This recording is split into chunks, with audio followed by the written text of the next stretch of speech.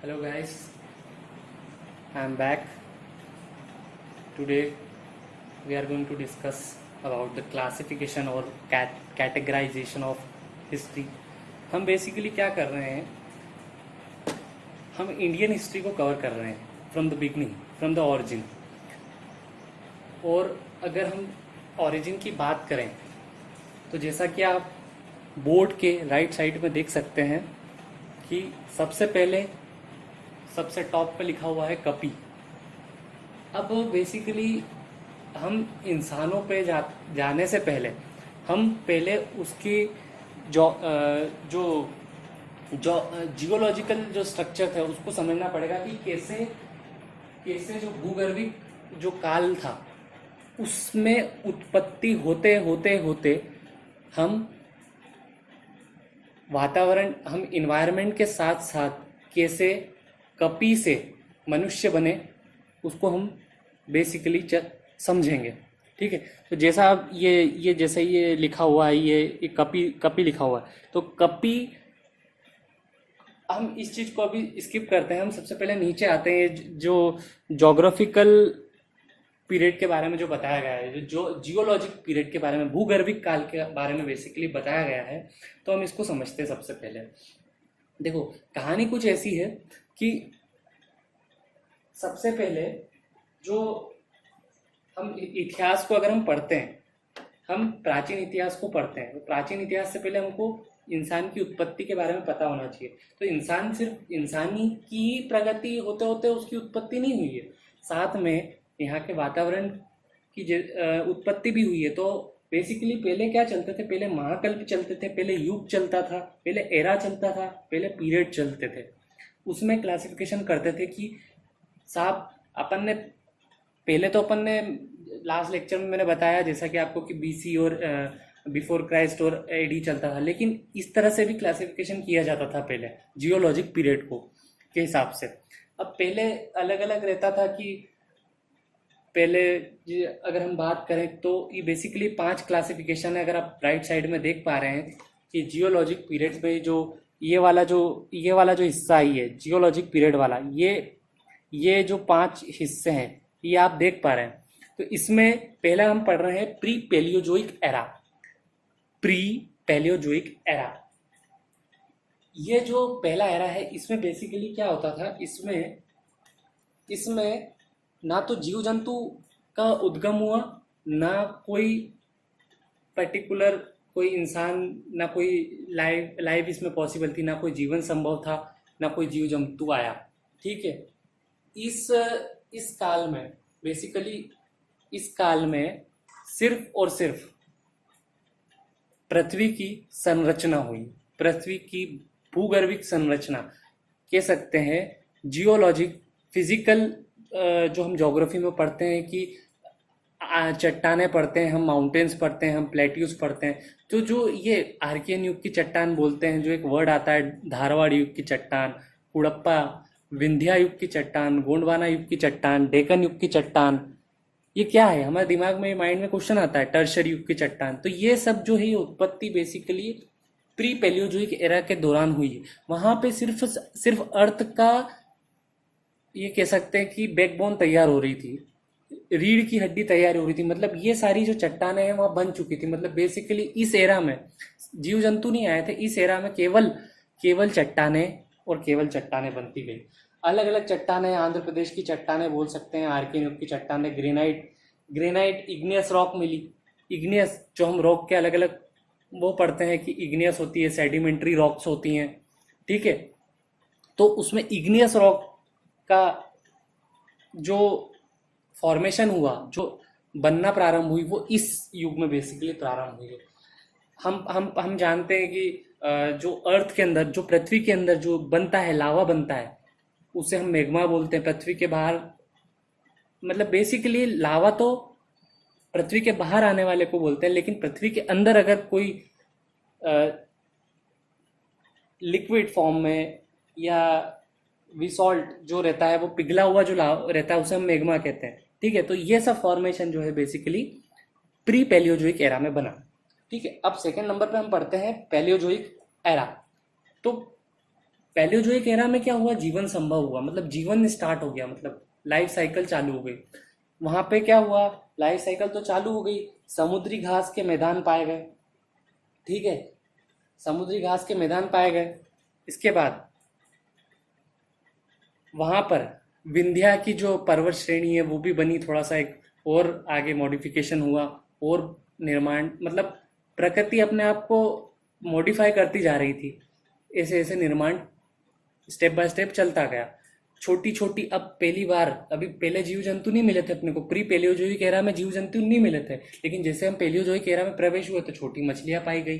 छोटी मछलियां पाई गई, एम्फीबियन, उभयचर जिसको बोलते हैं हिंदी में, छोटी मछलियां, स्मॉल फिशेस, एम्फीबियन, उभयचर पाए गए। इसके बाद हम और आगे बढ़े तो मेसोजोइक एरा जो हम पढ़ रहे हैं लास्ट में, जो ये है मेसोजोइक एरा। तो मेसोजोइक एरा में जब हम जैसे ही हम प्रवेश करते हैं तो इसमें रेप्टाइल्स मिले। बेसिकली मेसोजोइक एरा में हमें क्या क्या मिले, हमें हमें रेप्टाइल्स मिले, रेंगने वाले जंतु मिले, रेंगने वाले, स्नैक्स हो गए, है ना, वैसे हमें जंतु इसमें यहाँ में मिले। यहाँ पे हमको क्या मिला, यहाँ पे हमको कोयला मिला।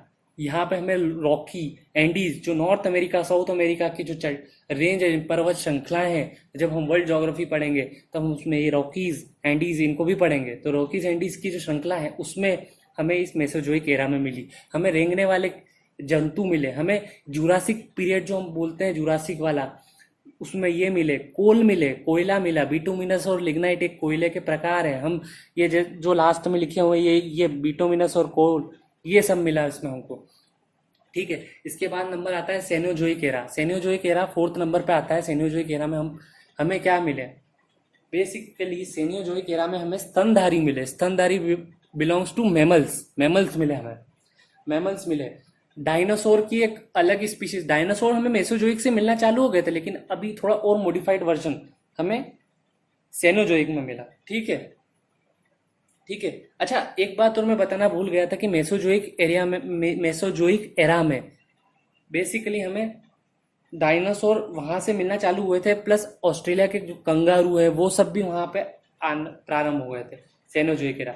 अभी जो सेनोजोइक एरा जब हम पढ़ते हैं, मेमल्स, डायनासोर वाला, ये जो ये वाला जो ये जो लास्ट में लिखा हुआ है, ये मेसोजोइक एरा, इसमें सॉरी सेनोजोइक एरा, इसमें इसे हम टर्शरी कहते हैं, टर्शरी युग कहते हैं। बेसिकली ये ऊपर जो प्री पैलियोथिक, पैलियोजोइक और पैलियोजोइक जो हमने पढ़ा था, ये प्राइमरी के पार्ट है, और ये बीच का जो मेसोजोइक है सेकेंडरी में आता है, और इस सेनोजोइक एरा को हम टर्शरी के तहत क्लासिफाइड करते हैं।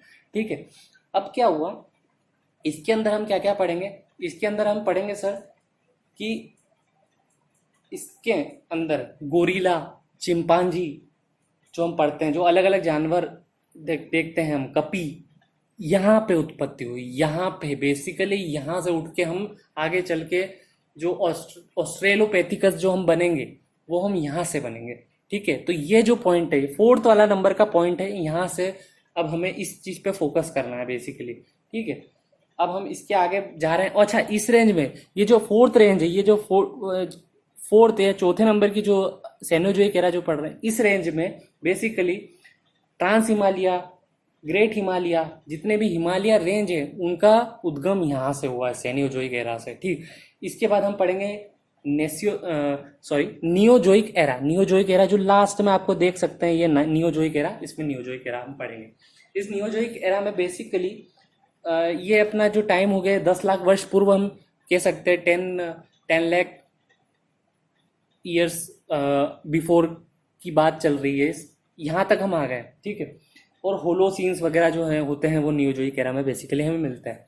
अब अगर हम एक्चुअली में क्या हो रहा था कि ये जियोलॉजिक पीरियड ऐसा अपने आप में चलता जा रहा था, और ये पीरियड में जो क्लासिफिकेशन करा हम इसको पढ़ते हैं, लेकिन मेन चीज अगर अपने को समझना है कि इंसान की उत्पत्ति, जैसे हम सेनोजोइक एरा में जो पढ़ा कि कपी, कपी करके, कपी बंदर जो इस तरह से हमें मिले इस एरा में। अब क्या हुआ, देखो सबसे टॉप पे आप देख सकते हो, सबसे टॉप पे ये जो कपी बंदर है, कपी के बाद कपी बंदर हुआ करते थे, या कपी की स्पीशीज बोल सकते हैं हम। तो इस स्पीशीज के अंदर हम बेसिकली सबसे पहले वो लोग आए, या बंदर आए, या जो स्पीशीज है वो आई। ठीक है, अब इसमें बेसिकली क्या हुआ कि रामापेथिकस कर रामापेथिकस थे बेसिकली, जो ये बाहर से आए थे, ये अफ्रीका से आए थे। ये रामापेथिकस हो, इनको बेसिकली इनकी जो स्पीशीज है उनको रामापेथिकस कहते थे। ये रामापेथिकस आए आए अपने भारत में प्रवेश किया। कुछ मैदानी इलाके में रहे, कुछ जंगली इलाके में रहे।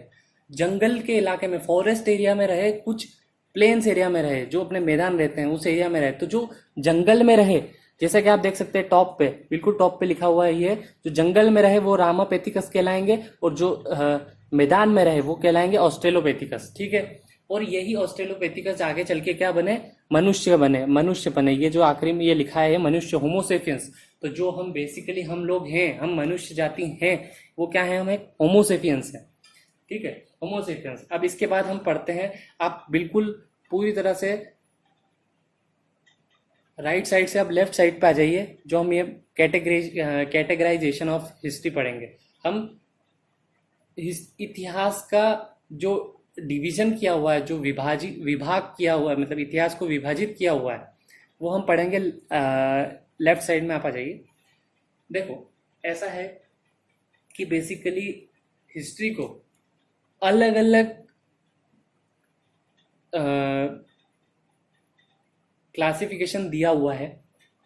तो पहला हम देखते हैं, अगर जो सबसे पहला, अगर हम आप देख पा रहे हैं, अगर सबसे पहला ए नंबर पे लिखा हुआ है कि बाय बाय बायपेटाइट डिवीजन। बायपेटाइट डिवीजन का मतलब होता है द्विपक्षीय विभाजन, सॉरी, द्विपक्षीय विभाजन कहते हैं हम उसे हिंदी में, है ना। अब इस आधार पर अगर हम बांटें तो हिस्ट्री को हम दो आधार पर बांट सकते हैं, दो पार्ट में हम बांट सकते हैं, प्री हिस्टोरिक, हिस्टोरिक। ठीक है, जिसे हम हिंदी में कहेंगे प्राग ऐतिहासिक और ऐतिहासिक। पहले द्विपक्षीय विभाजन में इस तरह से बांटा गया था। ठीक है, ठीक है। अब जब ऐसा बांटा गया, जो लगभग 30 लाख वर्ष पूर्व से 600 वर्ष पूर्व, जीसस क्राइस्ट के जन्म से पहले, जैसा हमने पढ़ा था, जो डेटिंग है किस तरह से पीरियड का निर्धारण होता है, तो इस तरह से हमने बांटा था। इसमें जो प्री हिस्टोरिक पढ़ रहे हैं हम, बायपेट्राइट द्विपक्षी के अंदर जो प्री हिस्टोरिक पढ़ रहे हैं, तो उसमें कोई रिटर्न के साक्ष्य नहीं थे। फिर धीरे धीरे करके ऐतिहासिक आया, ऐतिहासिक हिस्टोरिक आया। हिस्टोरिक में हम रिटर्न, हमें प्रूफ मिलने लगे। देखो क्या होता है, कोई भी चीज का प्रूफ होता है, प्रूफ किस फॉर्म में हो सकता है? किसी भी फॉर्म में हो सकता है। या तो कोई स्क्रिप्ट हो सकता है, कोई शिलालेख हो सकता है, कोई बुक हो सकती है, कोई आर्कियोलॉजिकल साइट हो सकती है, जो हम जैसा कि हड़प्पा में पढ़ेंगे, खुदाई के दौरान हमें कुछ न कुछ प्रमाण मिलेंगे, प्रूफ मिलेंगे, तो वो रिटर्न में आता है। ठीक है, मतलब बेसिकली आर्कियोलॉजिकल प्रूफ में आता है, विटनेस में आता है। तो इस तरह से विभाजन किया गया था बायपेट्राइट डिवीजन। फिर आगे चल के नहीं, लोगों ने बोला नहीं, स्कॉलर्स थे, उन्होंने विभाजन किया कि नहीं, बायपेट्राइट नहीं, ट्राइपेट्राइट करेंगे, त्रिपक्षी करेंगे। त्रिपक्षी में प्री हिस्टोरिक, प्रोटो हिस्टोरिक और हिस्टोरिक, तीन तरह से क्लासिफिकेशन होगा। प्री हिस्टोरिक जिसको हिंदी में बोलेंगे प्राग ऐतिहासिक, प्रोटो हिस्टोरिक जिसको बोलेंगे आद ऐतिहासिक, और हिस्टोरिक जिसको बोलेंगे ऐतिहासिक। जब हम पहला पढ़ रहे हैं प्री हिस्टोरिक, प्री हिस्टोरिक में हम पढ़ते हैं, प्राग ऐतिहासिक में जब हम बात करते हैं, तो ट्राइपेट्राइड त्रिपक्षीय विभाजन में ये बताया गया कि स्टोन पीरियड, जो पूरा हम मानव उत्पत्ति से लेकर जब स्टोन पीरियड तक का जो काल हम पढ़ते हैं, पूरा मतलब मानव उत्पत्ति हुई, जो कपी, जो हमने राइट साइड में पढ़ा, वहां से लेकर स्टोन पाषाण युग तक जो हम पढ़ेंगे वो कहलाएगा प्री हिस्टोरिक, प्राग ऐतिहासिक।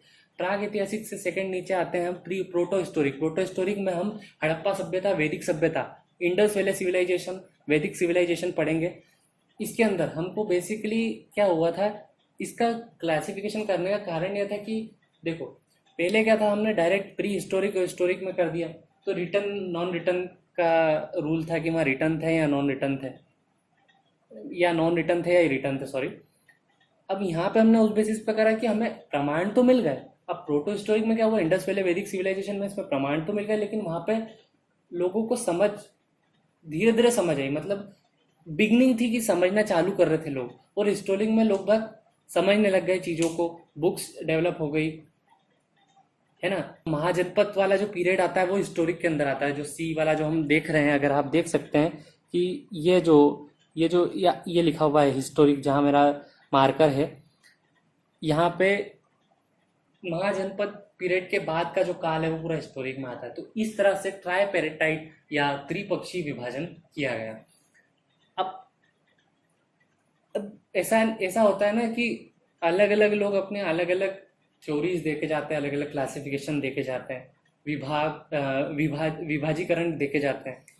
तो बेसिकली एक्सेप्टेबल क्रोनोलॉजी यही मार्केट में, जो लूसेंट, जो एक बहुत अच्छी बुक मानी जाती है कॉम्पिटिटिव एग्जाम के लिए, उसमें एक्सेप्टेबल क्रोनोलॉजी इस तरह से भी दी रखी है। एक फिलोसोफर थे जिनका नाम था, या हम कह सकते हैं एक जर्मन हिस्टोरियन थे, एक जर्मन इतिहासकार थे जिनका नाम था क्रिस्टोप सिलेरस। क्या नाम था? क्रिस्टोफर सिलेरस इनका नाम था बेसिकली। अब क्या हुआ, इन्होंने 3 क्लासिफिकेशन दिए: एंसाइंट इंडिया, मेडिवल इंडिया और मॉडर्न इंडिया। प्राचीन भारत, मध्यकालीन भारत और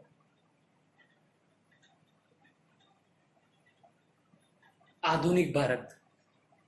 तो प्राचीन भारत की जब हम बात करते हैं, एंसाइंट भारत, एंसाइंट इंडिया की जब हम बात करते हैं, स्टोन पीरियड जो पाषाण काल से लेकर हर्ष के डेथ तक का जो काल कहलाता है, वो पूरा जो पीरियड है, वो पूरा जो काल है, वो किस कैटेगरी में आएगा, किस विभाजीकरण में आएगा? एंसाइंट इंडिया में आएगा। तो 647 एडी तक जो रहेगा वो हर्ष के डेथ तक, हर्ष की मृत्यु तक, पाषाण काल से हर्ष की मृत्यु तक का जो है वो एंसाइंट इंडिया में पढ़ेंगे हम। फिर मध्यकालीन भारत, मेडिवल इंडिया में हम क्या पढ़ेंगे? हर्षवर्धन की डेथ से लेकर प्लासी के युद्ध तक, death of Harsha to battle of Plassey, हम उसे मेडिवल इंडिया में पढ़ेंगे। मेडिवल इंडिया यानी कि 647 अपन ने एंसाइंट इंडिया को छोड़ा था। 647 एडी से 1757 जिसको हम कहते हैं 1757 तक हम प्लासी के युद्ध तक हम मेडिवल इंडिया में पढ़ेंगे, मध्यकालीन भारत में। मॉडर्न इंडिया में हम कहाँ तक पढ़ेंगे?